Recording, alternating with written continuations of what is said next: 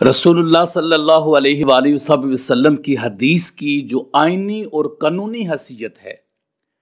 Legislative power, وہ اللہ تعالیٰ نے خود بیان فرمائی ہے۔ اس کے لیے کسی سے کوئی اتھارٹی لینے کی ضرورت نہیں ہے، بلکہ اللہ رب العزت نے رسول اللہ صلی اللہ علیہ وسلم کی حدیث کو خود اتھارٹی قرار دیا ہے۔ بعض لوگ امت مسلمہ میں تشویش پھیلانے کے لیے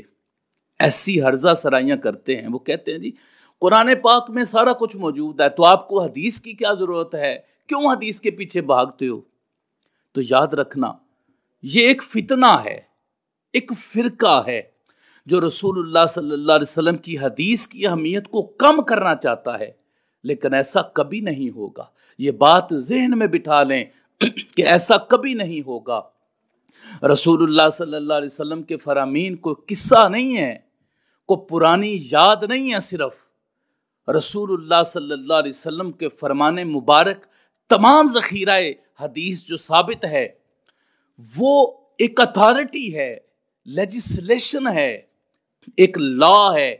قانون ہے، ضابطۂ حیات ہے، ایک دین ہے، مذہب ہے، قانون الہی ہے، مصدر ہے، مرجع ہے،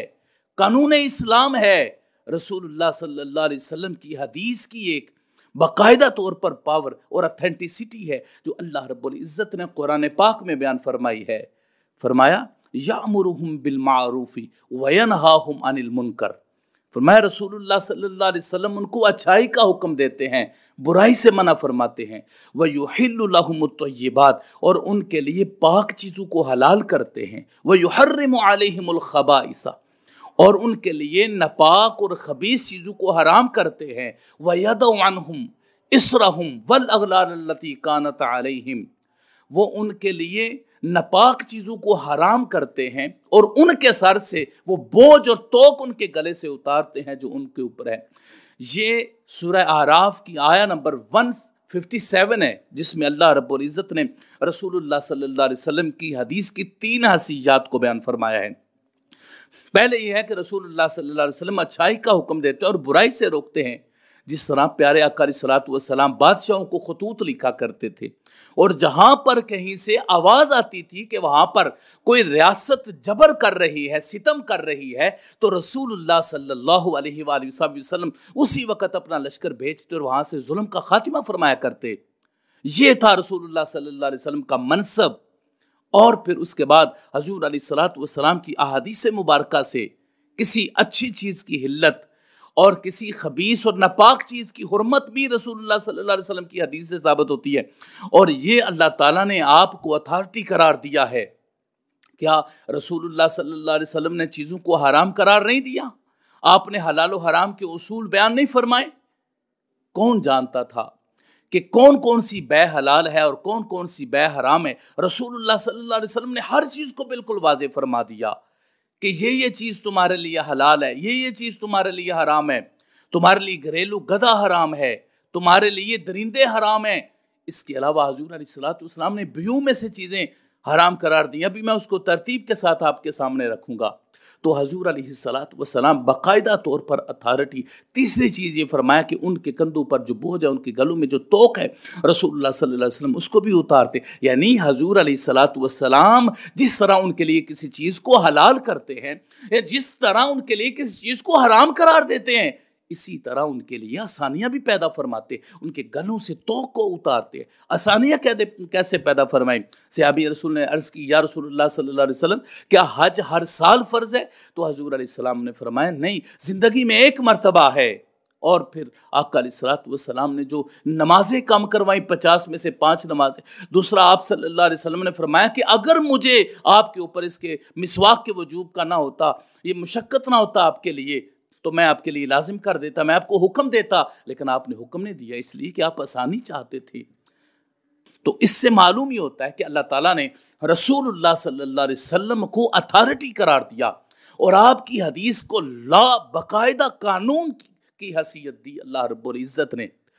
اور جو لوگ حدیث پاک کو اتھارٹی نہیں سمجھتے، قانون کی اہمیت نہیں دیتے اور کہتے ہیں کہ صرف قرآن پاک کی طرف توجہ کرو، اللہ رب العزت نے ان کے ساتھ قتال کا حکم دیا ہے، لڑائی کا حکم دیا ہے۔ فرمایا قاتل الذین لا یؤمنون باللہ والیوم الآخر، فرمایا ان سے لڑو جو اللہ پر ایمان نہیں رکھتے اور آخرت کے دن پر ایمان نہیں رکھتے، ولا یحرمون ما حرم اللہ ورسولہ، اور جو اللہ رب العزت نے اور اس کے رسول صلی اللہ علیہ وسلم نے جو چیزیں حرام کی ہیں وہ ان کو حرام نہیں مانتے۔ یہ سورہ توبہ کی آیت نمبر 29 ہے، جس میں اللہ تعالیٰ نے رسول اللہ صلی اللہ علیہ وسلم کی حدیث کی اتھارٹی کو بیان کیا ہے، اور یہ فرمایا ہے کہ جو لوگ رسول اللہ صلی اللہ علیہ وسلم کی حرام کردہ چیز، یعنی وہ لیجسلیشن جو حضور علیہ الصلوۃ والسلام نے فرمائی، جس کو ایکسیپٹ نہیں کرتا، اللہ نے فرمایا اس کے ساتھ قتال کرو۔ تو جو فتنہ انکار حدیث ہے اس کے ساتھ قتال کا حکم ہے، اس کے ساتھ لڑائی کا حکم ہے، اور یہ حکم دیا گیا ہے کہ رسول اللہ صلی اللہ علیہ وسلم کی اتھارٹی کو تسلیم کیا جائے گا، آپ کی حدیث کو تسلیم کیا جائے گا۔ اور حضور علیہ الصلوۃ والسلام اور یہ جو آیت کریمہ میں نے بھی پڑھی ہے، یہ بنو قریظہ اور بنو نذیر کے یہودیوں کے بارے میں نازل ہوئی تھی، اور یہ امت مسلمہ کے لیے عام حکم تھا کہ کسی میں ہمت نہیں ہے جو حدیث کا انکار کر سکے۔ اور خود حضور علیہ الصلوۃ والسلام نے ایسے انسان جو یہ کہتا ہے کہ قرآن کی طرف جاؤ حدیث کو چھوڑو، اس کے بارے میں حضور علیہ الصلوۃ والسلام نے یہ فرمایا، الا هل عسى رجل یبلغ الحدیث عنی وهو متکئ علی اریکتہ، حضور علیہ الصلوۃ والسلام نے فرمایا کہ شخص ہوگا ان قریب جو ٹیک لگائے ہوئے بیٹھا ہوگا، اور اس تک جب میری حدیث پہنچے گی تو پھر آگے سے وہ کیا کہے گا، فیقول، وہ کہے گا بیننا و بینکم کتاب اللہ فما وجدنا فیہ حلالا استحللناہ، وہ کہے گا دیکھو جی ہمارے پاس تو قرآن پاک موجود ہے، آپ کے پاس بھی قرآن پاک موجود ہے، ہمارے پاس بھی موجود ہے، تو جو قرآن نے حلال کہا ہے وہ مانو، اور جو قرآن پاک نے حرام کیا ہے اس کو حرام جانو، باقی حدیث کو چھوڑو۔ تو رسول اللہ صلی اللہ علیہ وآلہ وسلم نے یہ فرمایا، اپنے واضح طور پر فرمایا، وَإِنَّمَا حَرَّمَ رسول اللہ صلی اللہ علیہ وسلم کما حرم اللہ، جو اللہ کے رسول نے حرام کہا ہے وہ ایسے ہی ہے جیسے اللہ نے اس کو حرام کہا ہے۔ یعنی رسول اللہ صلی اللہ علیہ وسلم کی لیجسلیشن، قانون سازی اور حدیث مبارکہ سے رسول اللہ صلی اللہ علیہ وسلم کا جو فرمان مبارک ہے وہ تمام امت مسلمہ پوری دنیا کے لیے اتھارٹی کی حیثیت رکھتا ہے۔ اس کو امام ترمذی نے روایت کیا ہے اور اس کو حسن قرار دیا ہے، امام ابن ماجہ نے سنن میں روایت کیا ہے، امام احمد بن حنبل نے مسند میں روایت کیا ہے، اور امام دارمی نے اس کو سنن میں روایت کیا ہے۔ اس سے ہمیں معلوم ہوا کہ رسول اللہ صلی اللہ علیہ وسلم کی حدیث اتھارٹی ہے، ایک قانون ہے جس کے ذریعے سے اللہ رب العزت اس اقوام کے لیے قانون کو تیار فرماتے ہیں۔ ظاہر ہے قرآن وحی جلی ہے اور حدیث مبارکہ وحی خفی ہے، تو وحی خفی کے ذریعے سے اس جلی کی وضاحت ہو سکتی ہے، ورنہ وہ قرآن پاک تو عام ہے، اس کی تخصیص کیسے ہوگی؟ قرآن پاک میں بہت ساری آیات میں اطلاق ہے تو اس کی تقیید کیسے ہوگی؟ قرآن پاک کی بہت زیادہ آیات میں اجمال ہے، اس کی تفسیر کیسے ہوگی؟ اس کی تفسیر رسول اللہ حضرت جابر بن عبداللہ رضی اللہ تعالیٰ عنہ نے رسول اللہ صلی اللہ علیہ وسلم کی اس اتھارٹی، لیجسلیشن پاور جو تھی اس کو بیان کیا ہے، اور خود رسول اللہ صلی اللہ علیہ وسلم نے جو چینجنگ کی جس کا ذکر قرآن پاک میں نہیں ملتا، حضرت جابر بن عبداللہ رضی اللہ تعالیٰ عنہ فرماتے ہیں، حرم رسول اللہ صلی اللہ علیہ وسلم یوم خیبر الحمر الانسیت ولحوم البغال وکل ذی ناب من السباع وزیم مخلب من الطیر۔ حضرت جابر بن عبداللہ رضی اللہ تعالیٰ عنہ نے اس کو روایت کیا ہے، اس کو امام ترمذی نے بیان کیا اور فرمایا یہ حدیث حسن ہے، امام احمد بن حنبل نے مسند میں روایت کیا، اور امام ابو بکر ابن ابی شیبہ نے اس کو مصنف میں روایت کیا۔ حضرت جابر بن عبداللہ رضی اللہ تعالیٰ فرماتے ہیں کہ رسول اللہ صلی اللہ علیہ وسلم نے خیبر کے دن گھریلو گدھے کو حرام قرار دیا،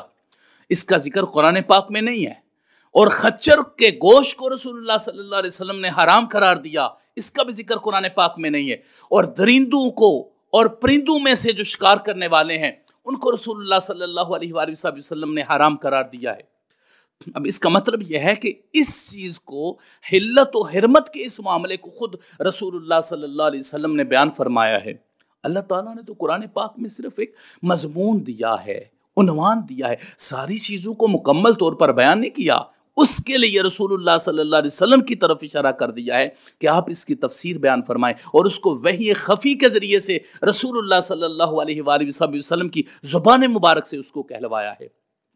پیارے آقا حضرت سیدنا محمد کریم صلی اللہ تعالیٰ علیہ وآلہ وسلم نے قرآن پاک کی باقاعدہ طور پر تفسیر فرمائی ہے۔ اللہ تعالیٰ نے قرآن پاک میں جس طرح فرمایا احل اللہ البیع وحرم الربا، یہ سورہ بقرہ کی آیت نمبر 275، اللہ نے فرمایا کہ اللہ رب العزت نے بیع کو حلال کر دیا اور سود کو حرام کر دیا۔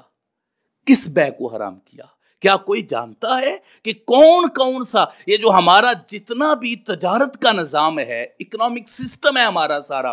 اس کو رسول اللہ صلی اللہ علیہ وآلہ وسلم نے بڑی ڈیٹیل کے ساتھ بیان فرمایا ہے، اور آپ صلی اللہ علیہ وسلم نے بتایا کہ بیع میں سے کون سی چیزیں حلال ہے۔ ہر بیع حرام، ہر بیع حلال نہیں ہے۔ بیع منابذت ہے، ملامسہ ہے، غرر ہے، سودے پر سودا ہے، کالی بالکالی، نجش ہے، تلقی جلب ہے، یہ ساری بیع حرام ہیں۔ اور اللہ تعالیٰ تو فرما رہے حل اللہ البیع، کہ بیع کو حلال کر دیا ہے۔ اب یہ ساری بیع جو ہے وہ حلال ہے، نعوذ باللہ من ذالک، یہ تو حرام ہے۔ گویا کہ رسول اللہ صلی اللہ علیہ وسلم نے قرآن پاک کی اصل تفسیر فرمائی ہے، اور بیع مزاربہ ہے، مشارکہ ہے، یہ حلال ہے، اور باقی جو میں نے بیان کیے ہیں وہ حرام ہے۔ تو رسول اللہ صلی اللہ علیہ وسلم نے اس آیت کا جو حکم عام تھا اس کی تخصیص فرما دی۔ اسی طرح سود کے بارے میں، اب سود کی جہتوں کو کون جانتا ہے کہ سود تک کیسے پہنچنا ہے؟ مثال کے طور پر گندم ہے، نمک ہے، کھجور ہے، اس کے بارے میں رسول اللہ صلی اللہ علیہ وسلم نے تو بیان فرما دیا۔ تو باجرے، جوار اور اس طرح کی باقی جتنی جنسیں ہیں ان کے بارے میں تو نہیں فرمایا۔ رسول اللہ صلی اللہ علیہ وسلم نے یہ جو فرمایا، یہ فرما کے ایک باقاعدہ اصول دے دیا کہ وہ جو اللہ نے سود کو حرام قرار دیا اس میں تمہارے لیے گندم، نمک، کھجور وغیرہ کو بیان کر رہا ہوں، لیکن آگے ایک قانون کے طور پر آگے اس کو پھر بھیج دیا کہ مجتہدین آگے باقی چیزوں پر لیجسلیشن کریں گے۔ تو حضور علیہ الصلوۃ والسلام نے اس کی تخصیص فرما کے حدیث مبارکہ کے ذریعے سے آگے بھی اصول بیان کر دیے گئے۔ تو اس طریقے سے رسول اللہ صلی اللہ علیہ وسلم نے اس کی تخصیص فرمائی، اس کو بیان فرما دیا کہ کون سی بیع، کون سا جو تجارت کا نظام ہے وہ تمہارے لیے جائز ہے اور کون سا تمہارے لیے جائز نہیں ہے۔ اس کے علاوہ اللہ رب العزت نے قرآن پاک میں سورہ مائدہ کی آیت نمبر 3 میں یہ فرمایا حرمت علیکم المیتۃ والدم ولحم الخنزیر، یہ فرمایا کہ تمہارے لیے مردار، خون اور خنزیر کا گوشت حرام قرار دے دیا گیا ہے۔ لیکن یہاں پہ اب یہ سوال پیدا ہوتا ہے کہ کیا ہر مردار ہمارے لیے حرام ہے یا کوئی ایسا بھی مردار ہے جو ہمارے لیے حلال ہے؟ تو رسول اللہ صلی اللہ علیہ وآلہ وسلم نے اس کو واضح طور پر بیان فرما دیا، جس کو امام احمد بن حنبل نے مسند میں روایت کیا ہے، اور امام ابن ماجہ نے اس کو سنن میں روایت کیا ہے، اور امام دارقطنی نے اس کو سنن میں روایت کیا ہے۔ رسول اللہ صلی اللہ علیہ وسلم نے فرمایا احلت لنا میتتانی و دمانی، 2 مردار اور 2 خون ہمارے لیے حلال کر دیے گئے ہیں۔ فَأَمَّا الْمَيْتَتَانِ، اور وہ جو 2 مردار ہیں، فَالْحُوتُ وَالْجَرَادُ، وہ ایک مچھلی ہے اور ایک ٹڈی ہے جو ہمارے لیے مردار کی شکل میں بھی ہمارے لیے حلال ہے۔ اور دوسرا فرمایا وَأَمَّا الدَّمَانِ، اور 2 خون ہمارے لیے حلال ہیں، فَالْكَبَدُ وَالطَّحَالُ، ایک جگر ہے اور ایک کلیجی ہے۔ رسول اللہ صلی اللہ علیہ وسلم نے فرمایا یہ تمہارے لیے حلال ہے۔ اب یہ جو حضور علیہ الصلوۃ والسلام کی احادیث مبارکہ اور آپ کی فرامین ہیں، یہ اصول ہیں، یہ قانون ہیں،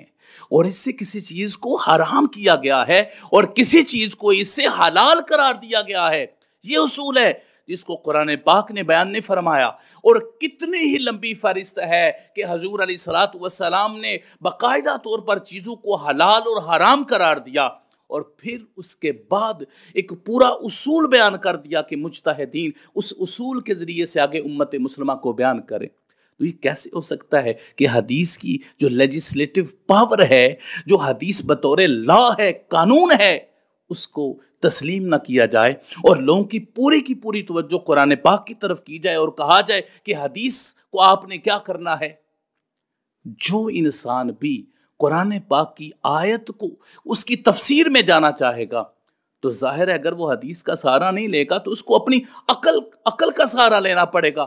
تو انسان کی عقل کی کیا حیثیت ہے؟ رسول اللہ صلی اللہ علیہ وسلم کے فرمان کے سامنے جو اسلام کا مسئلہ ثانی ہے، یہ رسول اللہ صلی اللہ علیہ وسلم کی حدیث کی اتھارٹی تھی جو میں نے آپ کے سامنے رکھی، اور اس کی آئینی اور قانونی حیثیت تھی کہ رسول اللہ صلی اللہ علیہ وسلم اپنے فرمان کے ذریعے سے کسی چیز کو حرام فرماتے ہیں، کسی چیز کی اجازت دیتے ہیں اور کسی چیز سے منع فرما دیتے ہیں۔ یہ رسول اللہ صلی اللہ علیہ وسلم کی اتھارٹی تھی، آپ کی حدیث کی اتھارٹی تھی۔ اللہ رب العزت ایسے لوگوں کو ہدایت عطا فرمائے جو لوگ حدیث مبارکہ کی اہمیت کو کم کرتے ہیں، بلکہ ان کو چاہیے کہ وہ یہ کہیں کہ یہ وحی جلی ہے، اور رسول اللہ صلی اللہ علیہ وسلم کی حدیث اس کی تفسیر ہے، اس کی وضاحت ہے۔ رسول اللہ صلی اللہ علیہ وسلم کی حدیث کے ذریعے سے ہی انسان جان سکتا ہے کہ قرآن پاک کا اصل مقصد کیا تھا، اس کے نزول کا اصل جو وجہ تھی، سبب تھا یا مقصد تھا، وہ کیا تھا۔ اللہ تعالیٰ ایسے لوگوں کو ہدایت عطا فرمائے اور ہمیں رسول اللہ صلی اللہ علیہ وسلم کی حدیث سے سچی محبت کی توفیق عطا فرمائے، آمین یا رب العالمین۔ وصلی اللہ علی حبیبہ سیدنا محمد وآلہ وصحبہ وبارک۔